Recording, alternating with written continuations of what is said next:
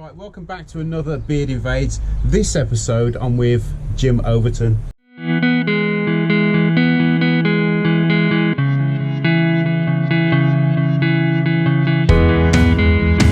Thanks Jim for inviting me into your shop. Thanks for coming down, mate. You know the score, guys. We're going to do a little tour. We're going to fire some questions at Jim and probe him a little bit, just so you guys can get to know him a little bit better. Is that all right? Yeah, no problem. Cool. Welcome everyone to my very small little workshop. It's a single garage, and it's pushing it to call it a single garage really. It's very narrow. But we'll start, I suppose, in the entrance. As we come in, sanding station, which is broken actually. It does work, but I can't change the belt at the moment.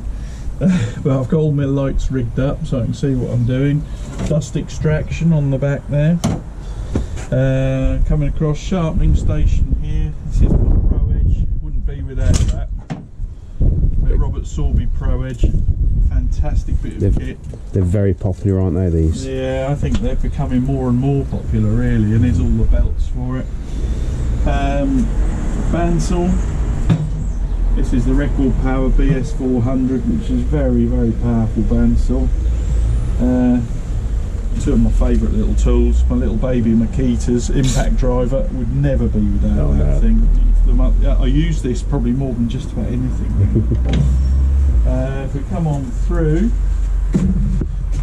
this is my drill station. Sorry about the dust and rubbish everywhere. An hour ago you wouldn't have even got in here. I've had a quick tidy up. But this is an Axminster Trade Series drill press with keyless chuck. It's very powerful. Great bit of kit that.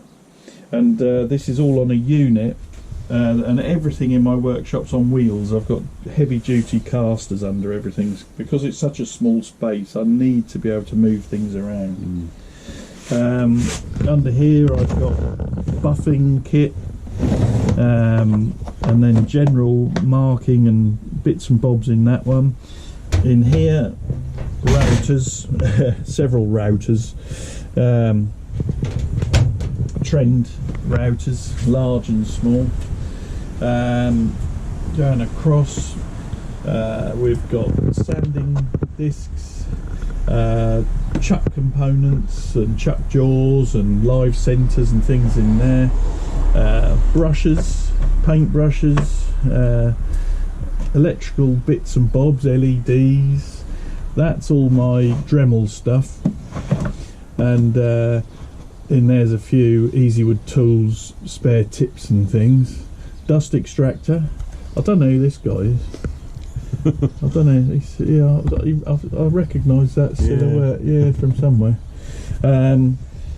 Yeah, I'm going back down to here. I can show you this. This is the compressor. This is my air compressor. NASA Titan Precision Pro. It's a 22 litre compressor. Very, very quiet and powerful. Very pleased with that. And I've built this special housing for it, all ventilated. And it keeps the dust out of it and keeps the noise down, although it is pretty quiet anyway. Parts for the compressor and different bits and hoses. Nice for measuring and weighing out resin. No. Very important. Chop saw. That's a compound and slide one. And I've got some of these big boxes here which have got spare bits for lathe tools and spare lathe tools. That's a depth gauge for when you're doing bowls. Slides up and you can judge how far in you've hollowed. Yeah. Yeah, okay, come on through. Mind your step. That's my toolbox. Toaster oven for drying out wood and curing resin. That's a vacuum chamber for stabilising wood and degassing silicons and things. Up here's dust-proof area, which has got my huge remote control car in that appeared at Maker Central last year. I'll put the link to that. Yeah. About now. Yeah. So, it just keeps the dust out. You'll notice that everything's in boxes that can be in boxes. If you look up here, loads of boxes. Oh, definitely. Yeah. And over there as well, boxes. And it's just to keep the dust out, really. So I've got, this is the burning things box, gas torches and the like, and that's my shoe cleaning box. There's milliput boxes, dust extraction spares, resin bits and bobs, syringes, mixing pots, that's resin and stuff, wood carving, clamps, wood dies, and other bits and bobs in there. Yeah, and that's leather stamping tools. That's my Merlin 2. Underneath this is my pressure pot, and that's a big 20 litre one from Spray Equipment, and that is in an insulated cupboard that's got heat pads in there that I can control with a thermostat, so that I can cast whatever the weather, really. You know, I can even cast in winter. I can maintain a warm room temperature inside there, which is very important for resin work. That's a nice big burl there. Yes, that was my little gorgeous treat that I bought myself at Yandles at the last show, and there's enough there for several projects. Definitely. So that's the wood store. This is sort of just scrap wood, and then I've got a whole load of blanks, all different species. There's more blanks hiding behind that lot. Scroll saw hiding there. Oh yeah, is that the record power? Yeah, it's the record power SS16V. So that doesn't come out very often. I'm no Jamie Page. Yeah, going across. So in here, these are a lot of my sort of more commonly used measuring tools and things. It's all done in that shadow foam, which I love. Various pliers and clamps and things, and these are just what I use quite a lot. And in the top there's a few more, and there is a socket set there. Other bits and bobs, extension for my compressor if I need it, lighting everywhere of course for my filming. And lighting is good because it's good for filming, but also it's much better working. You know, the brighter light, you can see where your faults are and things. Got more tools stashed under there, and then these are a lot of my more commonly used wood turning tools. So I've got an awful lot of easy wood tools, carbide tip ones, from the little baby ones right up to the pros. Huge, isn't it? Yeah, massive, great pro ones. I love the bigger handle tools. I'm not exactly small, and I prefer the bigger handles really. But I've got the full range of their tools going around. These are all the brightly coloured ones, and I love the quality of those. Traditional tools, mainly Robert Sorby's. So I've got all these Robert Sorby gouges and skews. There's a couple of Carter ones, but they're mainly Sorby and Easy Wood tools is what I've got there. There's another carousel here. Everything's done because I've got no space, so these carousels, they take up no space. And this one, these are scrapers, and you know, I mean that's a nice heavy duty scraper, and you get a lovely finish. So that's that. That's the tailstock for me lathe. Arbor press for stamping and pressing, and it comes in useful for a few different things. A lot of people use those for pen presses now, don't they? Yeah, they're pretty good. Yeah, that's a nice bit of kit. Coming across here, this is a simple camera arm I've built. And in here is a Canon G7X inside a waterproof housing just to keep the dust out. The G7X, awesome camera, but it is not dust proof by any stretch. This is one of my recent projects. I'm not sure whether to make a video of this or not really, but it's an old Singer sewing machine, industrial one. And it's a leather patcher.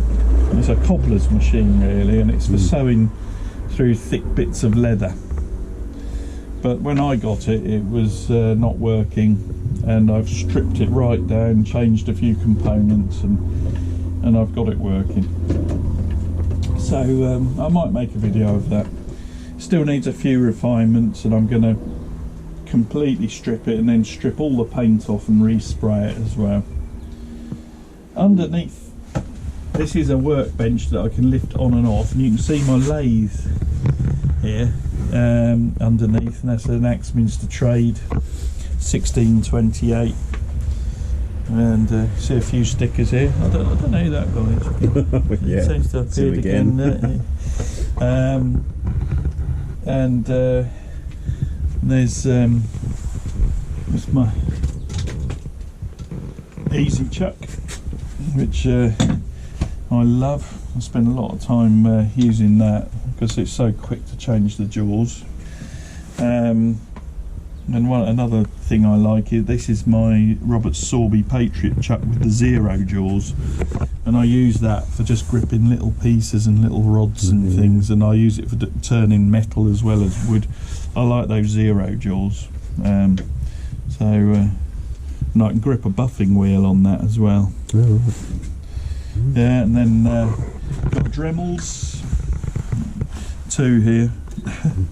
They're usually hanging up, but I've moved them at the minute. But I've got 2, both with flex shafts. What's that, the 4000? Oh, it's a 3000. Oh, it's a 4000. That's a 4000, yeah. And that's an older, I don't know what. Yeah, but I've these are probably about the 3rd and 4th Dremels I've owned. I love my 3000. I destroy them because I use them so much. Yeah. Under here, that's a tool chest, which everything heavy goes in there, and that keeps all the weight on the lathe, keeps the lathe heavy. Which is what you want. Definitely. I mean, it's a really heavy cast frame. It is. Yeah, anyway, isn't it? Yeah, the more weight the better. I mean, even a surprisingly small piece of wood, if it's off centre, the shake it can induce. And then coming across down here, that's a vacuum pump, rather dusty, and that at the minute is attached to this, which is all part of my vacuum pump, vacuum chuck. Oh, I see. So that goes onto the back end of it. Yeah, so you thread the vacuum chuck attachment on here, and it comes out here, and then that fixes on the back. And so I've got a vacuum chuck, but the main use I use that for is my vacuum chamber, which we've seen. Dust extraction for everything. I don't have room for a ducted system, so everything comes off this 4-inch hose, and I just transfer this from machine to machine as I use it. So you did a video on that, didn't you? Yeah, I did. Yep, my dust extractor, which is all on wheels again. So it's got a cyclone. It's got a cyclone, which collects most of the dust in this big barrel. In the back there's a camvac, a really small twin motor camvac, which powers the whole thing. And that's brilliant. I love it. It works well for me. You know, it's always a compromise. I'd love a huge semi-industrial dust extraction system, but I haven't got the space or the funds at the moment. So that to me is a good compromise. The twin motors, the 4-inch pipe, nice big cyclone, it does the job. Various things, tripods and camera mounts here, there and everywhere. There's another one there. Then I've got things for mounting my iPhone, because I do some of that. This links up to the camera. I don't know if it's switched on at the minute. Yeah, there we go. Oh, I see. It's a viewfinder. Yeah, so I can see, you know, what's going on, because when the camera's in this waterproof housing, I can't see the screen. It's got a flip up screen for vlogging and things. But you know, having it connected to this, I can see, you know, I can frame my shots. That's great. Yeah. And there's you. Is that the one you use for? Yeah. It's my. There we go. Oh yeah. Yeah. I love this thing. I wouldn't be without it. They've brought out a newer version now, which I'm considering splashing out on, one with slightly higher filtration. And I think I might have to get one of those, because I'm not in the best of health. I've got to look after myself, really. Yeah. I don't know. Have I covered everything? I think you have. Anything else? I think you have. Yeah. Pretty much. All my potions, my chestnut products, I suppose, up there. And various resins that I use, and glue, and. So Abranet, is it? Yeah. Yeah. Brilliant What stuff. equivalent of. Oh yeah. Still brilliant stuff. It is. Don't burn your fingers. Oh yeah. Right. So thanks for that, Jim. Oh, that's all right. Thanks for coming down. It's great to see other people's workshops and how they cope with space and storage. I'm sorry it's in such a mess. No, it's not. It's not. It's a used. Never trust anyone that works in a spotlessly clean workshop. Yeah. Although arguably it is safer. Yeah, well, yeah. As long as you don't trip over stuff. Anyway, so just to wrap it up, I'm just going to ask you a few questions. Yeah. If that's okay. Yeah. So first of all, what I ask everyone is, what inspired you to start recording the stuff that you make in here and uploading it to YouTube? I think the first thing that I did was at my brother's suggestion, and I restored some fossil shark's teeth with bronze resin, and megalodon teeth, the giant ones, and he said, "Oh, you should put that on YouTube. It's really unusual. People will like that." And so I started a YouTube channel and put a series of 3 videos on there about how to do these shark's teeth. They were far too long, far too waffly, and no one ever really watched them. I don't think they've had many views even now, you know. But and I kind of left it then. I just I didn't bother with YouTube for a year or two, and it was really, I was watching quite a lot of wood turners on YouTube, and I really liked the community spirit on YouTube, and I'd come up with this idea of doing these milliput inlays and these patterns, and I thought, I'm going to give something back. I've spent many hours watching the likes of Walt and Carl Jacobson, and I thought, I'll give something back to the community. I'll stick this milliput on there, and that's when my YouTube channel took off. It was really trying to give back to the making community. I've made stuff all my life, ever since being a little boy. I have never stopped making stuff. I do just about everything. I just, as long as I'm making, I'm happy. And so and the YouTube, it's quite nice sharing it and getting feedback on what people like and what people don't like. I've given up trying to guess what people like. The videos I think that are going to fly, no one watches, and the ones that I think are going to bomb seem to do really well. You just never know. You never know. So, but it's good fun, and I love the community. You know, the Makers Central just brought it home to everyone. I think just what a wonderful bunch of guys and girls we've got in the making community, worldwide as well. It's not a British thing, it's worldwide, you know, and I've made so many good friends, and I love it. I haven't put out many videos recently. I've not been so well, and catching up now really, and hence why I had to run around and tidy this workshop up with Richard coming. So that would lead on to the next question. Who inspired you? I know you mentioned Carl Jacobson and Mike Walt. Walt. Who inspired me you to with wood turning? Yeah. If anyone? No, You know. I wouldn't have said it wasn't YouTube that inspired me with wood turning, because I'd been wood turning a while before I put wood turning on YouTube. You know, before I'd even watched YouTube, I was wood turning. What inspired me with wood turning? There's a professional wood turner called John Davis, who used to be based up in Stockbridge, not far from here, and he's a good friend of mine, and I used to go and visit John, not for wood turning supplies but for wood carving supplies, because he had a brilliant shop with a fantastic wood store, and I used to go and buy my wood for knife handles and for wood carving, and I used to go and sit and chat and have a cup of tea with John, and I used to love watching the wood turning stuff that was going on. And I actually bought a jet mini lathe, not to start wood turning as such. I bought it to make handles and dowels and things that would help me in my workshop. It was another tool for my workshop. And I started with this little mini lathe, and I quickly became addicted to wood turning.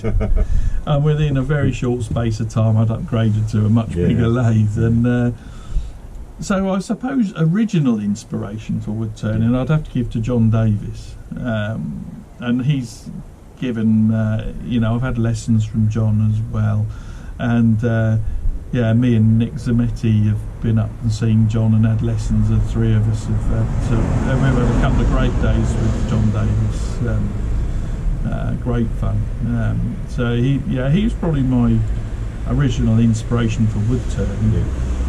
Website is he, or? No, he's retired now. Oh, okay. Oh. Yeah, he's retired. He sold his shop, and he's not teaching or anything anymore.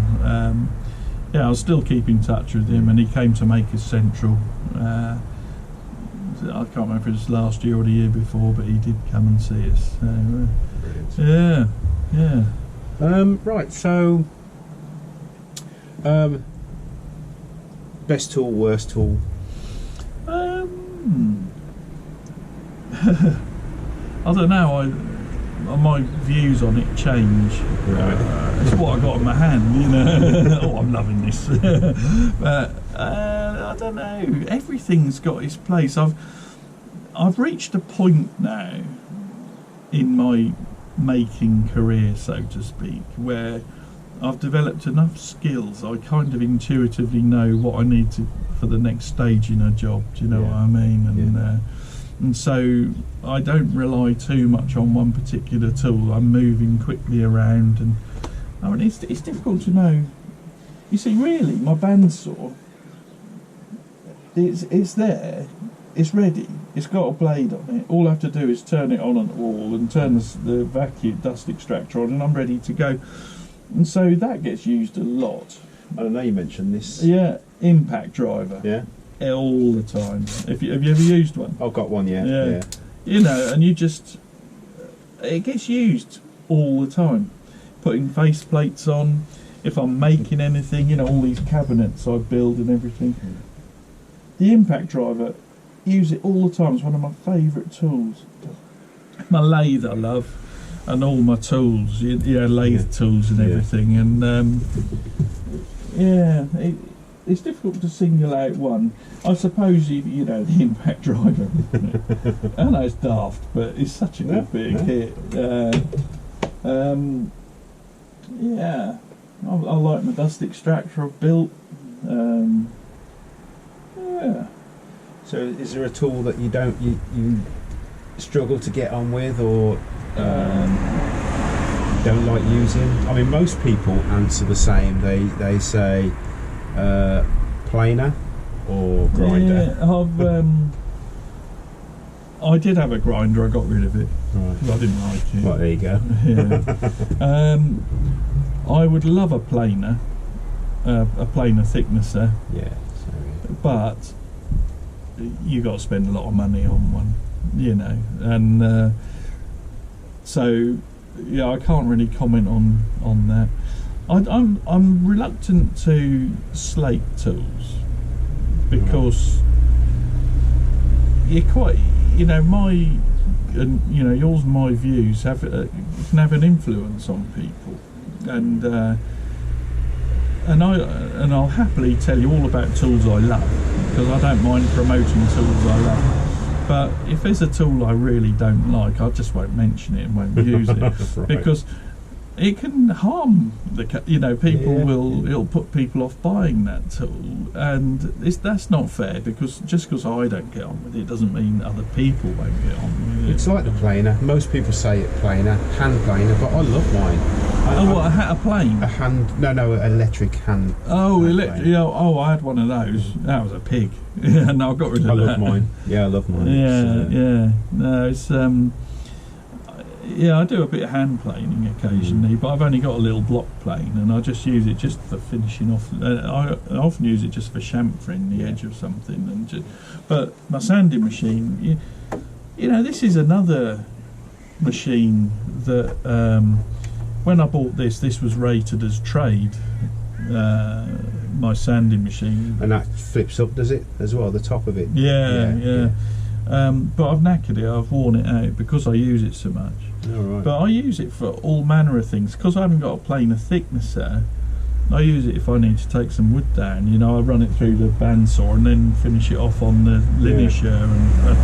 And this, if you get the fence set up correct and all this set up correct, this is brilliant for squaring off the ends of the timber. You know, you can just get a beautiful end grain finish. So yeah, that's another favourite tool of mine. A number of times I just switch that on just to do a little bit of sanding, a little bit of shaping, and so that gets used a lot. Like I say, I don't limit myself to one. I've got lots of favourites, I suppose. I've had a few tools I haven't got on with over the years, but it don't, just because I don't get on with them don't mean other stuff. Fair enough, yeah. So, what's next with your channel? I know you've had health issues, but where do you think, or where do you want your channel to go? I think I just want to keep going, doing different projects. I just want to try and keep things as original as possible. I don't like copying stuff. I want to do my own thing, paddle my own canoe, and I want to try and just come up with as many new ideas as I can. My biggest problem is time. That is what holds my channel back, is time. Right. Because I get Mondays off at the minute, but quite often I've got a whole load of jobs I need to get done on a Monday, and I suffer with diverticulitis very badly, and that flares up a fair bit, and when that flares up it exhausts me, and so by the time I've done a full day at work, I don't feel like making stuff. My creative mojo has gone, and so I end up finding I don't get an awful lot of time. I can't work into the night. I live in a semi-detached house, and so I can't have machinery running into the night, because that will upset my neighbours, and I love my neighbours. We've got great neighbours. That's good. So I've got to be mindful of that. So I can't work late into the evenings. I can't work early mornings, and really early mornings, I'm an early morning person. I'd happily get up at 4 or 5 in the morning to make stuff. Again, it's the noise. It's the noise. And family commitments and things. I've got a fantastic wife, and I don't want to take the mick, and I'm just it's I love my family, and I want to spend time with them. I'm quite obsessive. I get a bit OCD about things, and I get locked into and I get so focused I lose track of time. And I'm a bit of a perfectionist, and until it's right I can't leave it alone. And I'll go, and so I go off into my own little world, and suddenly I'll get a knock on the garage door, and it'll be Jenny saying, "Are you coming in to eat?" And so I got to be a bit mindful. So you're actually known for milliput. You put milliput in YouTube and you'll come up straight away. So are you planning on any more projects with milliput? Because the stuff you've done is absolutely unique, isn't it? I've got several milliput projects in mind. It's waiting for my. I find it difficult to say that's the project I'm going to do because I need to do that project. I have to go where my creative juices take me. Do you know what I mean? I've got to be in the mood for doing something, and so I have got some ideas. I've got on my iPad. I've got a list of probably 40 projects. All right. And I'll wake up in the night sometimes and I'll jot something down in my iPad. You know, I think my mind works overnight sometimes, and I've got this huge list of projects to work through. But it's usually the one I've just written down at the end is the one that I'll work on. But I've got this huge backlog of stuff, of ideas that I can go back to. Yeah. And there's several milliput ones in there which I want to get done. That's the plan. So last question, is there anyone that you want to give a shout out to? That's tricky. There's a guy called Richard Bennett, the beard. I'd like to give a shout out to him. Alright, cheers. Because he's gone to a lot of trouble doing these beard invades, and it's good for the community. But obviously, if you're watching this, you already know about Richard. No, it's difficult, really. If I'm looking at original wood turners, I've got to give a shout out to Mike Walt. You know, he's a legend and a good friend, and great for the community. And I'd have to give a shout out to Jamie Page as well, really, because you know he does so much for the making community. Oh, definitely. Yeah. You know, he's incredibly active in the making community. I'm hopeless at social media. I don't keep up with it all.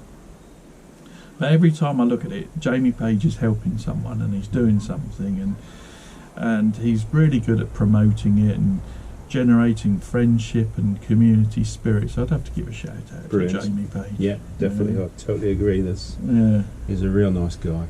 Anyway, well, thanks for that. I've really enjoyed having a little wonder about your world. Well, thanks for coming and seeing me. Always nice to have visitors. Thank you very much. All right, better go and have a cup of tea and warm up. Yeah, right. Thanks for watching, guys.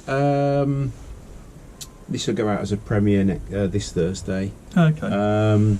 So. Yeah, just remember, if you're not subscribed to Jim, then you should be ashamed yourselves. Anyway, I'll see you in the next invasion.